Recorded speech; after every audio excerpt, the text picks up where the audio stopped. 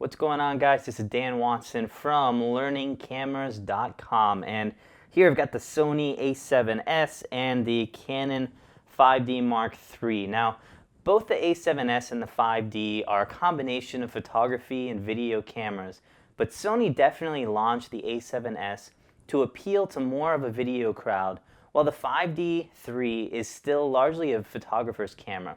And so in one sense, it's a little bit unfair to go ahead with this comparison because the 5D Mark III is still a phenomenal still camera and is definitely the camera I'll be taking with me for my wedding photography jobs. That said, there are quite a few videographers using the 5D III for video, including myself, and so this video is for them. Now, unfortunately, while Canon did include some new video features in the 5D Mark III, like uncompressed HDMI out and better audio control, they still point videographers to its pro line of cameras like the C300, which costs as much as $12,000 if you need any features above that.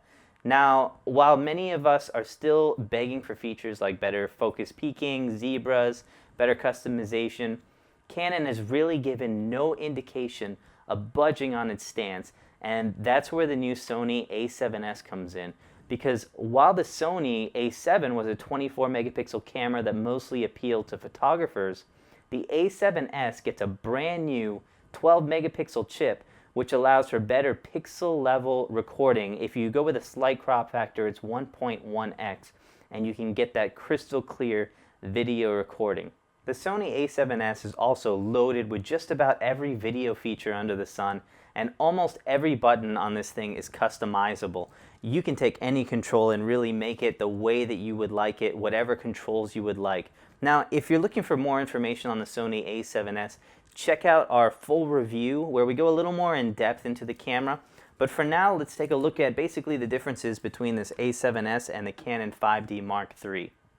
Zebras and focus peaking are great, but what really matters is straight up video quality. And unfortunately, that's where the 5D Mark III takes a serious turn for the worst.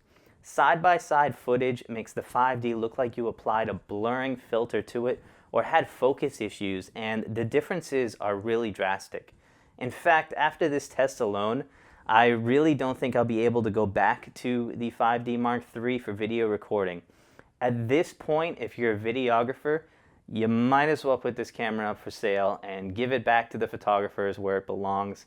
And this is coming from a guy who's been a Canon shooter for a long time, and the Canon 5D Mark III and even the Canon 70D I'm using to film this with have been my cameras of choice. But that game is over now, and we're going to get to a different level of video camera. If you take these two cameras into low light, and the A7s once again remains in the lead.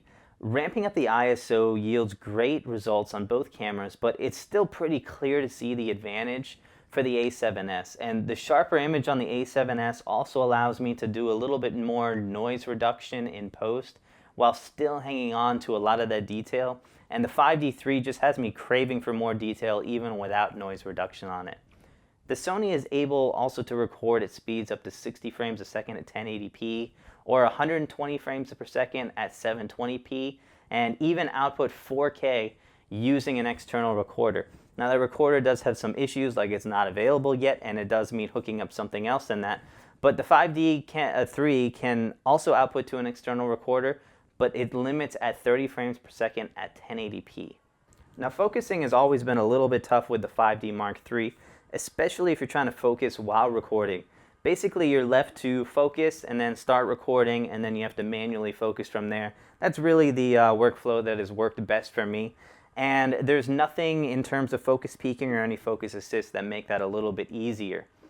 While the A7s does lag just a bit when tracking, the inclusion of focus peaking as well as regular single point AF while recording places it as a huge advantage to me from the 5D Mark III. I'm able to shoot with a wider aperture in the Sony just because I have confidence that my shots were in focus. However, there's a huge lack of wide aperture lenses for the Sony A7s FE mount. f4 is the widest zoom offered at the moment, and the lack of wide-angle lenses as well as wide aperture lenses really left me looking for something else. Now, if you're coming from a Canon shooter, the 5D III opens up a ton of options for lenses, as well as some great gear from Sigma and Tamron, which I use a lot. Now, Canon also has their cinema line of lenses if you're really concerned about getting great glass in front of that sensor. Now, Sony does offer an adapter that you can put on this camera, and it will give you some differences in AF controls as well as the normal type of AF system that you would see on these. But, you know, it's going to take away from a little bit of the camera. You're going to need to spend another $300 to do that, and you just have to deal with the additional bulk in using an adapter. But that will get you Sony's normal line of full-frame lenses, which at least are great glass. Now, both of these cameras are still cameras, and this is where the 5D Mark III is really going to take its place as the camera of choice. It is just a phenomenal photography, especially for professional markets. While the Sony A7s does take excellent images, it just comes off as a little more of a consumer camera, which is not a bad thing. In fact, some of the pictures are even better than I'm getting from a Sony A7s. But, you know, and it does actually win the low light battle when it comes to photos as well, and great dynamic range on those Sony sensors. But with the 5D3, I've got 61 points autofocus, dual card slots, well-built body. It is just a quick change controls. Every control is right here exactly where I want it. It's just a camera made for professional photographers, and that is not going to change anytime soon. Now, overall, the A7s really feels like it was made for video. When it comes to the options that are available, it really makes the 5D3 feel like it's the wrong camera for the job. And in a way, this is fine, as a 5D is really more of a still camera than a video camera.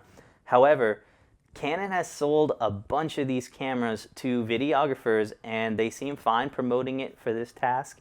And this is definitely something that they focused a little bit more on the 5D3 versus the 5D Mark II.